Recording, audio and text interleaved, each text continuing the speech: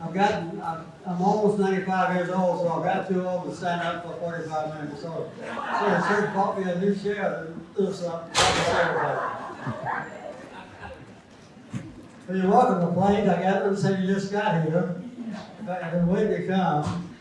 And my wife is, she bruised her left hip last week, and so she's not able to walk except on a walker. So she's going to meet us tonight for supper, but she won't be here. But she asked me to announce that she's very interested in the monarch butterflies. And there's Plains Inn downtown. There are some seeds that you plant and some instructions if you want to help. She's got about 300, I think, gardens that have been established in Canada and in the United States. So now my duty is over. I promised that I would announce it to her. But you're welcome to this high school.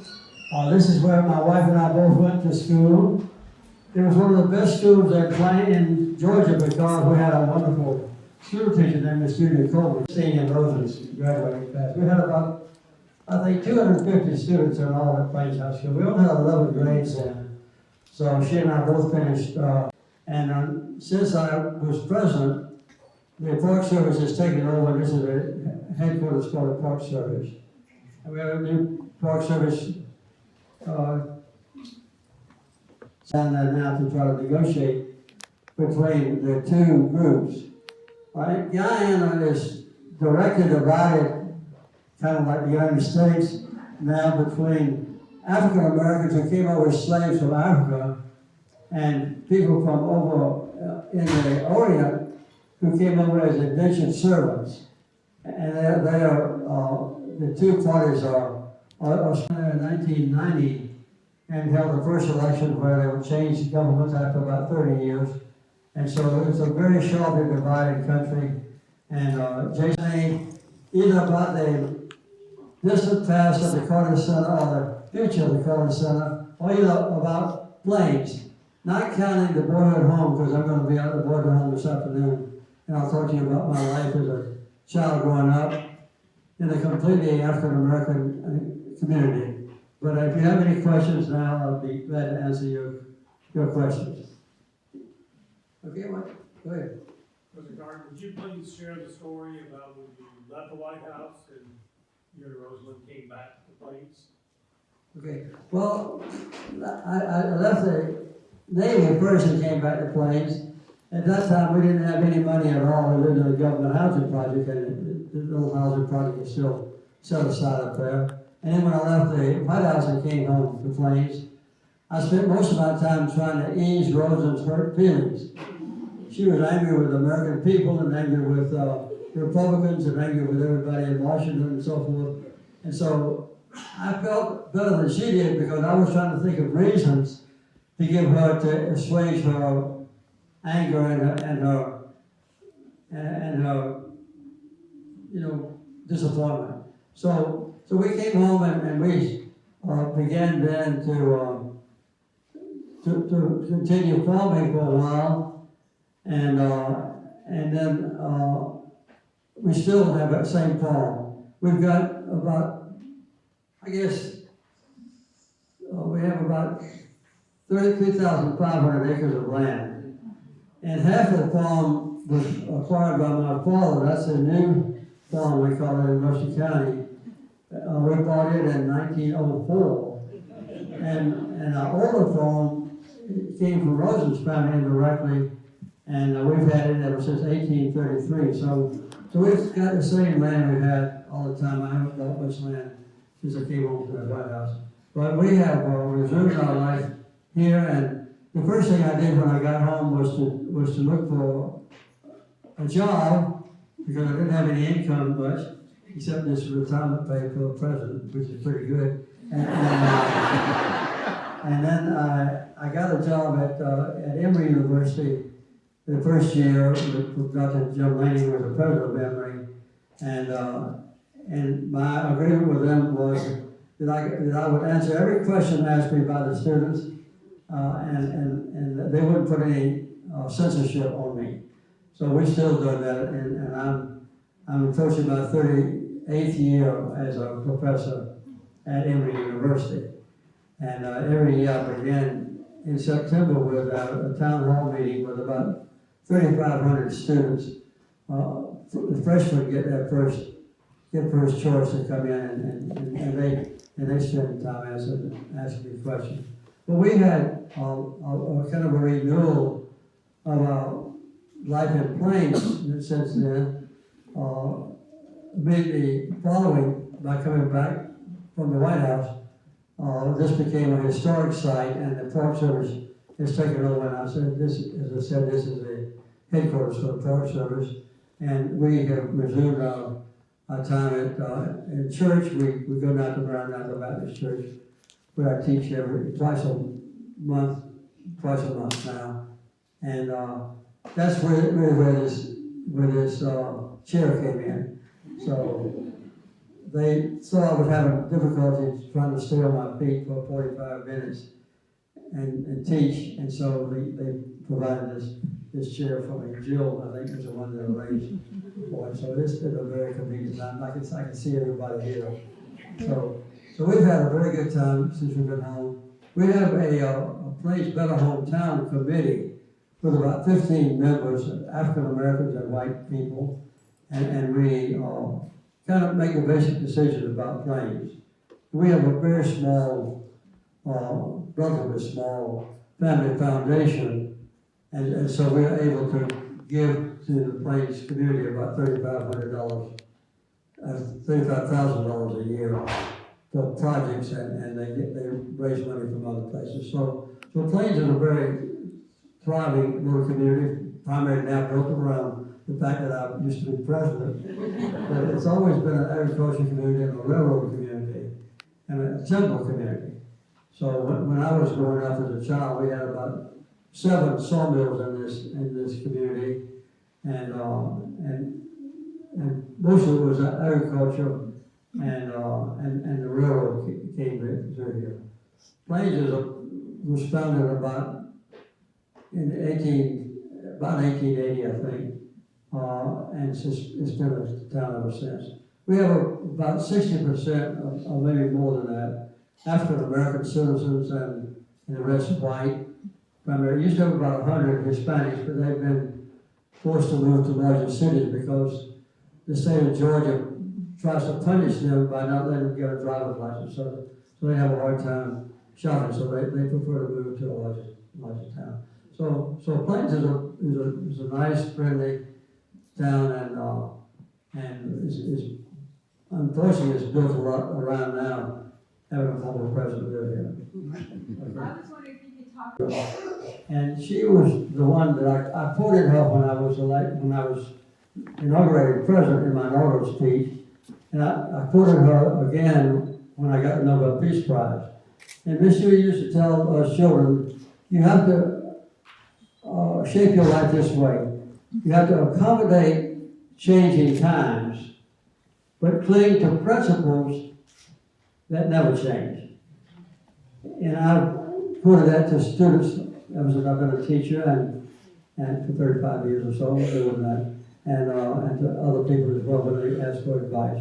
But I think that's very good advice for all of us, and I mention it every now and then in teaching Sunday school class if a question comes up. But every one of us individually chooses certain principles that we cling to. Like you might decide, for instance, to be kind to other people, or you might be inclined to take as a principle to be loyal to your wife or husband, or you might be inclined to always tell the truth. But everybody decides on certain principles that are derived from the great religions, I'd say, and we have the Christians here. And so I think that's very good advice. And we must accommodate changing times. For instance, I grew up, this is one of the things I was going to say this afternoon, we didn't have electricity until I was a teenager and getting ready to go off to college. And we didn't have running water in our house until I was 11 years old. So we grew up in what would now be considered to be kind of a primitive house. But we've had to accommodate, cell phones and television and telephones and electricity in our house and running water and things like that. So we've had a lot of changing times. But we cleaned the principles that never changed. But Miss Judy was a very good teacher. By the way, yeah, I'll get the rest of it in a minute, but let me just say that one thing that she thought was that all of us little country children here in Plains should know something about great literature and art. So she had a list of 100 books on her special library list, and she had a copy of those books. And I was the only one at the time who read all 100 books. And the last one I read when I was 12 years old was War and Peace. So I'm an expert on War and Peace. But she also had great paintings that she would show the class, and then she would give us tests on name the great paintings and who that artist was. And she also had a little 78 RPM record player, and she would play classical music. And she would make us identify the name of the piece and also the composer of a particular music. So, and then every week we had a spelling contest. We'd line up, and if you couldn't spell a word, you went to the bottom of the line. And so we also had debate contests on the stage, and we performed one-act plays, most of which she composed, she wrote herself. So you see, she was a very driving influence for all of us. She used to tell our class, don't forget that one of you boys, she used to say, might wind up president someday, but I never thought it would be. She was a great influence on all of us. Yes, ma'am. And I was 38 years old then. So I went to the state senate, and I served for 2 terms in the state senate. And then I ran for governor, and I served as governor for 4 years. That's all you could serve then. And then when I went out of being governor, I ran for president. But I never thought about running for president until I'd already been governor for 2 years. So I think those my principles will stay with me. Primarily based on my religious faith. We've been very devout Christians, both Rosalynn and I. I was a Baptist and she was a Methodist, but it was a custom in Plains, at least, that when a man and woman married, the woman changed to her husband's religion. So my mother was a Methodist, my daddy was a Baptist, so they both wound up Baptists, and so did I. And Rosa's mother and father were Methodists and Baptists, different ones, so her mother was a Baptist, her daddy was a Baptist, a Methodist. So Rosa became a Methodist because our father was. And our grandparents the same way. So that's the way it used to work. No more. I think at heart she's still a Methodist, but she's been immersed in the Baptist. She taught Sunday school with me. She taught the girls and I taught the boys for a long time. So I'd say that principles, came primarily from our religion. Well, we didn't know what we were going to do when we got out of the White House. I was just 56 years old then. Now, you have to be 70 apparently to run for president. 80. But anyway, I was 56 years old. Rosa was 3 years younger than I when we left the White House. So we knew at that time, we thought we had about 25 years to live. That was a normal life expectancy. But what were we going to do the rest of our life? So I wanted to do something to utilize the influence I had and the knowledge I had, the experience I had as a former president. And so we couldn't decide what to do.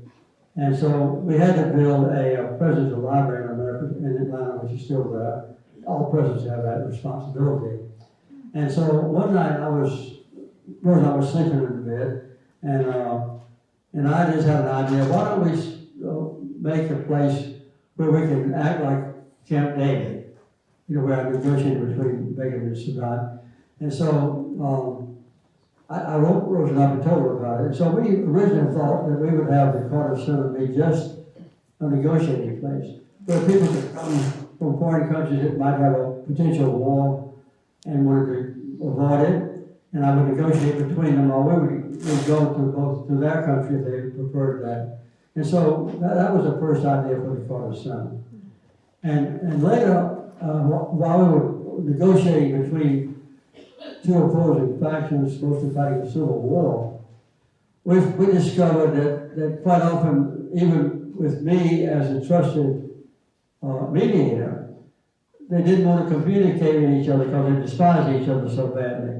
And to recognize each other was kind of an exaltation of the other side. So we had a hard time getting a place to let us come in, and relatively hard.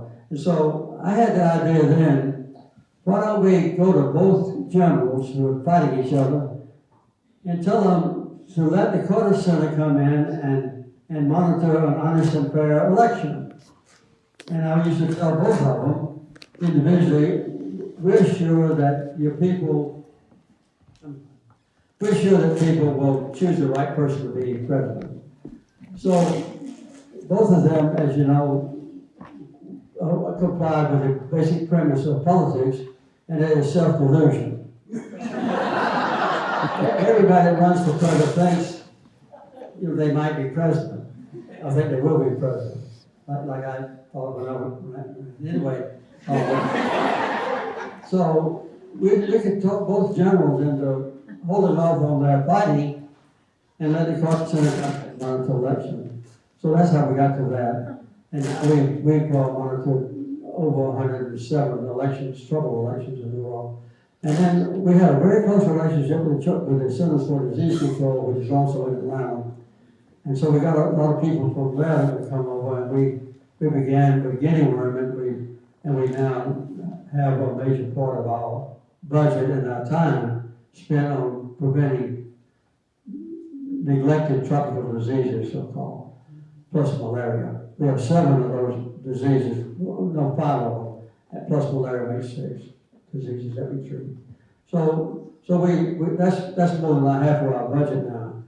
And so that's how we've gone from negotiating peace, which is what Jason's going to do when he gets to Guyana, and then monitoring election, which perhaps he'll let us do later on, and then healthcare. So that's how the Carter Center is gone. What do you think are the biggest challenges facing the department now? Well, the greatest challenge now, I think, might be kind of a selfish thing to say, is mine and Rose's phasing out. And so the Carter Center is in a position now of changing from depending completely on us to make the final decisions to depending on Jason and the CEO. Our CEO is very good, as you know, she's a qualified former ambassador. But we're going to start in September looking for the next CEO.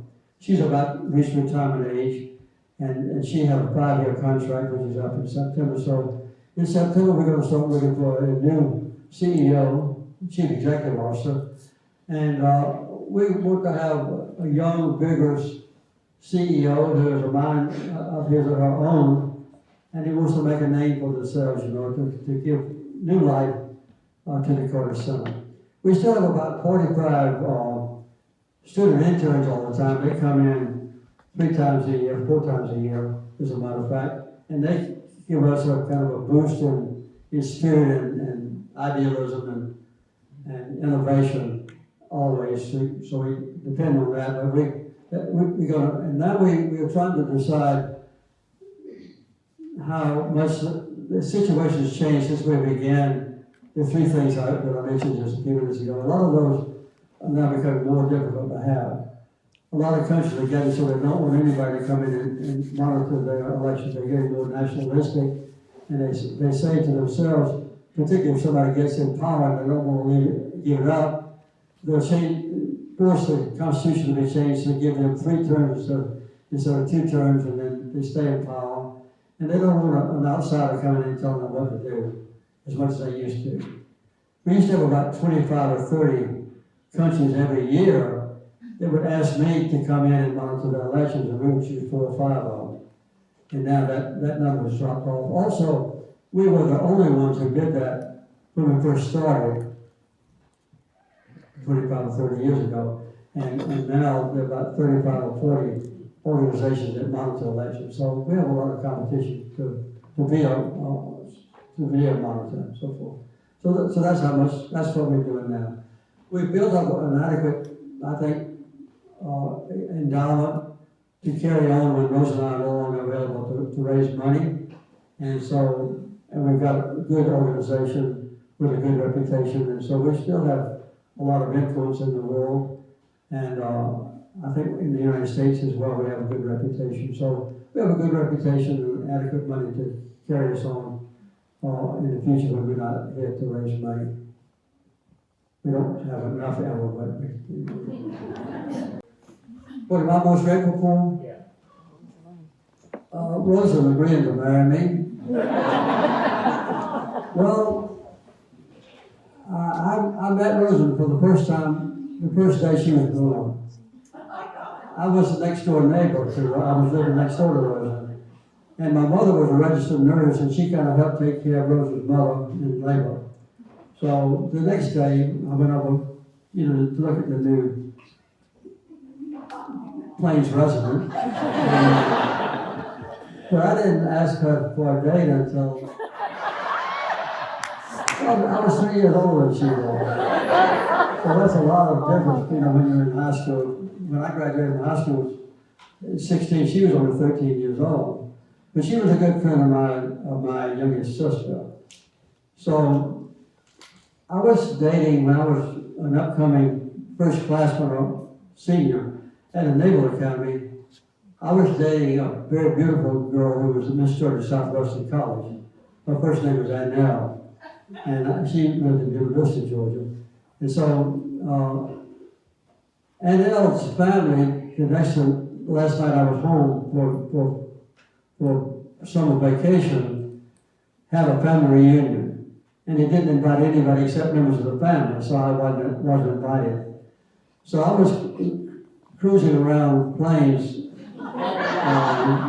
My youngest sister and her boyfriend were in the front seat, and I was in the rumble seat of a Ford coupe. And we went by the Methodist church, and I saw Rosa out there and asked her if she wanted to go to a movie. So she agreed to go to the movie with me. And the next morning, my mother asked me what I thought about Rosa. To make a long story short, I said I'm going to marry her. But I didn't ask her until the next next February. We had a joint birthday celebration up at Annapolis for Lincoln's birthday and George Washington's birthday, which come very close together in February. So I asked Rosa to marry me, and she said no. So from then until May, she still said no. I kept entreating her and so forth, but then in May she said okay. So we got married a couple months later, as soon as I graduated. So that's how we got acquainted, and that's how we got. And we've been married now almost 73 years. I never went with her again, and she married a doctor who practiced in Macon, Georgia. And he was a student body president of Georgia Southwestern College when she was Miss Georgia Southwestern. So they had a very happy marriage and so forth. And he was passed away now. So is almost everybody else from Georgia. I'm sorry? What was your first date movie? I don't have the slightest idea.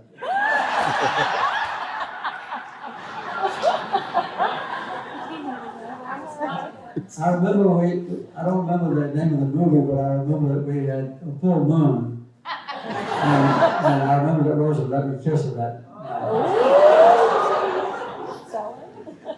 That's about all I remember. Any messages, except telephone calls, and I'm not on Facebook and things like that. We just have too many. We have 43 members of our family now.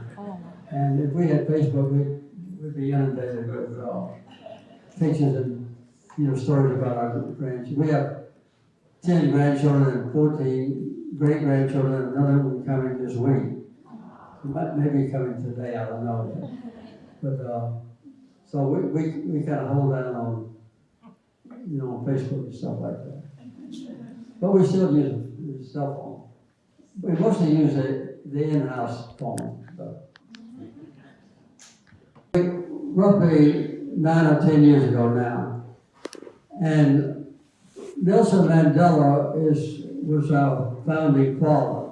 He's the one that finally brought us to South Africa and charged us, former leaders of countries and former other leaders, to try to bring peace and human rights to the world. So I served with the elders for 7 or 8 years until a couple of years ago, and is indirectly, at least, related to what attitude our president has brought to the United States.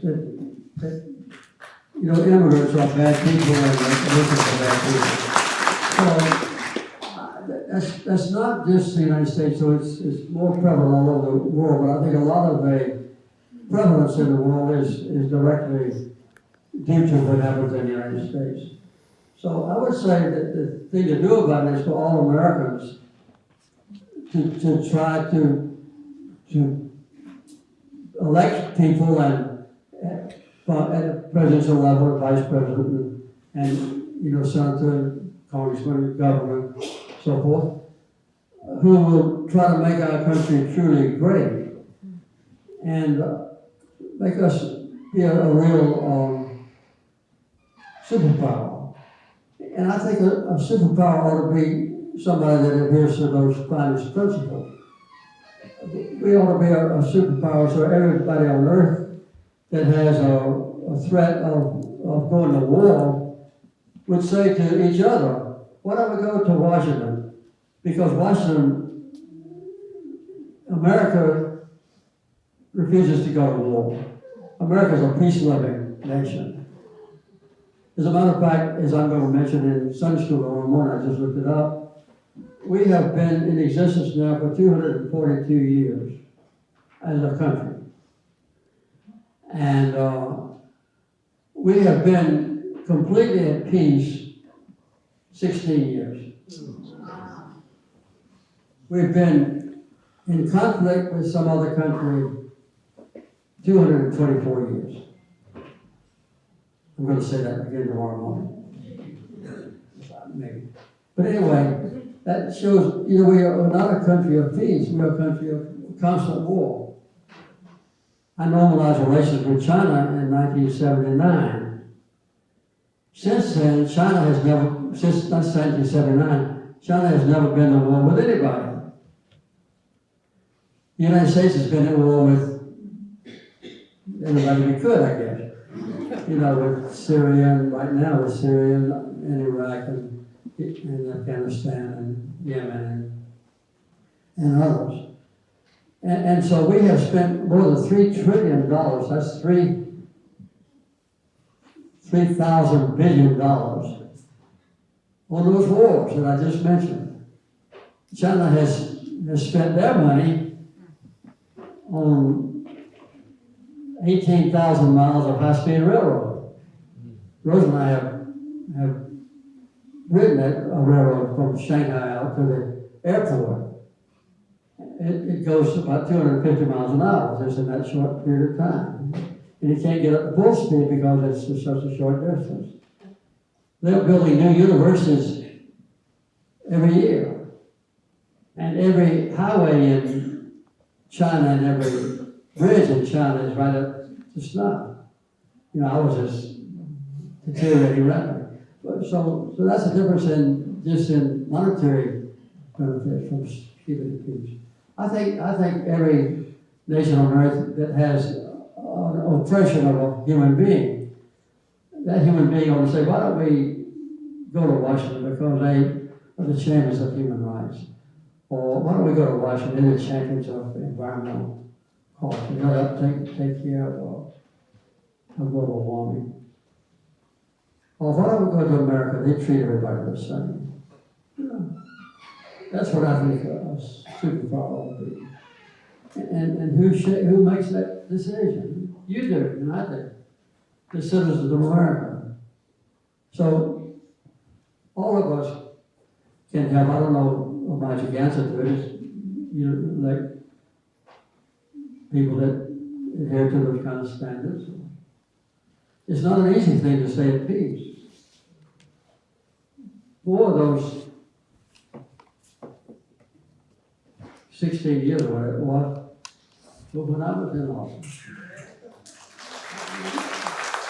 I'm not talking about it, but, I made a decision when I went to the White House that above everything else, I would honor human rights, and I would try to keep our country at peace. And I was lucky that I was able to do that. But that was a great pressure on me when hostages were taken to attack Iran and to bomb Iran. And I had pressure from all my top staff members, maybe some of them here. I had pressure from my wife even, you got to do something about our hostages. I tried, and eventually they all came home safe and free, but the pressure to go to war is very great. And a president who goes to war automatically becomes a kind of a hero. You're the boss of our military forces, and you're part of them, really. So you become part of our heroes, and it automatically elevates the president. So almost every president down through history has chosen to go to war when a lot of the wars could have been avoided. I don't think the Vietnam War was necessary. I don't think the Iraq War was necessary. I don't think that the Korean War was necessary. Although Harry Truman's my favorite president, I think he could have looked at our peace.